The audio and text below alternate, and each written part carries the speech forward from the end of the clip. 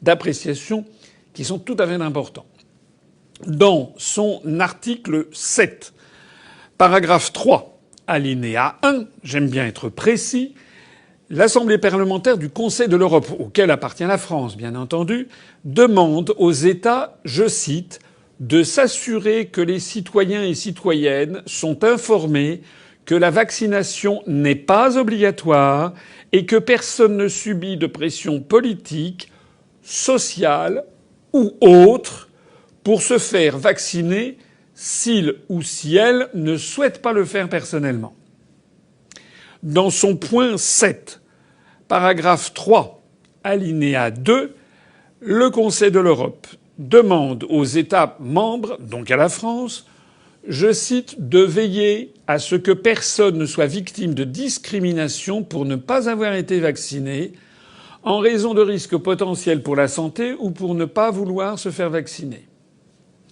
Je précise aussi d'ailleurs, en ces temps où il est question de plus en plus de faire vacciner les enfants, je précise que le Conseil de l'Europe a justement indiqué dans sa résolution, dans le point 7, paragraphe 4, alinéa 3, que les États membres doivent veiller, je cite, veiller à ce que les souhaits des enfants soient dûment pris en compte en conformité avec leur âge et leur degré de maturité.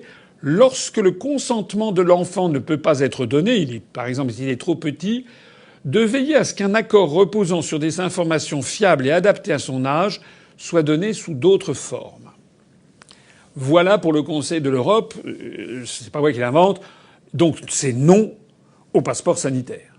Et c'est non à la vaccination généralisée des enfants, soit dit en passant. Et puis il y a des États dans le monde, et notamment dans le premier État du monde par la puissance économique et militaire, les États-Unis d'Amérique. La secrétaire en charge de la presse à la Maison-Blanche, Madame Jane Psaki, début avril, a fait cette déclaration. Écoutez bien la porte-parole de la Maison-Blanche. Elle a dit, je cite, « Le gouvernement ne le fait pas aujourd'hui et ne soutiendra pas une procédure qui exige de porter sur soi des preuves de vaccination. Il n'y aura pas de base de données fédérale ou de mandat fédéral exigeant chacun d'obtenir une preuve de vaccination. » Donc, monsieur Joe Biden, dont tous les médias, dont monsieur Macron et dont tous les bien-pensants ont plein la bouche, même monsieur Joe Biden et son administration disent non au passeport sanitaire obligatoire aux États-Unis. États-Unis, où d'ailleurs d'ores et déjà 7 États sur 50 ont interdit le passeport vaccinal. Je me plais à les énumérer ici. Il s'agit de l'Arizona, de l'Arkansas, du Dakota du Sud, South Dakota, de la Floride, de l'Idaho, du Montana et du Texas. On voit d'ailleurs dedans des États assez éloignés des grandes agglomérations comme l'Idaho ou le Montana, et puis d'autres qui sont des États géants comme la Floride ou bien le Texas.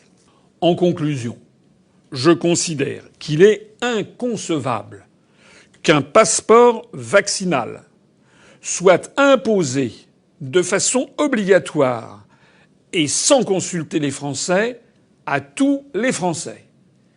C'est contraire à ce que demande l'OMS, c'est contraire à ce que demande le Conseil de l'Europe, c'est contraire à ce que font les États-Unis d'Amérique.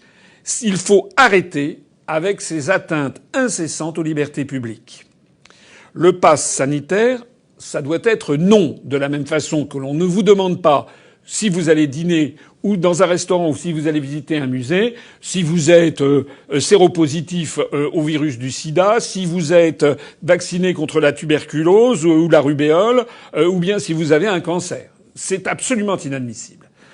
Je vous demande donc de faire diffuser cette vidéo autour de vous, et si vous en avez la possibilité, de vous mobiliser, mais de vous mobiliser de façon peut-être plus efficace que de faire une manifestation, en allant voir votre député, ou éventuellement votre sénateur si vous le connaissez, mais en allant voir votre député ou en lui écrivant, et en lui disant que ça ne peut plus durer, et en lui disant que nous, tous, collectivement, nous nous souviendrons de s'ils ont ou non avalisé le projet macronien de passeport sanitaire. Et nous nous en souviendrons très bientôt, puisque les élections législatives, c'est dans un an, en 2022. Le passeport sanitaire ne doit pas passer, il ne passera pas. Vive la République et vive la France.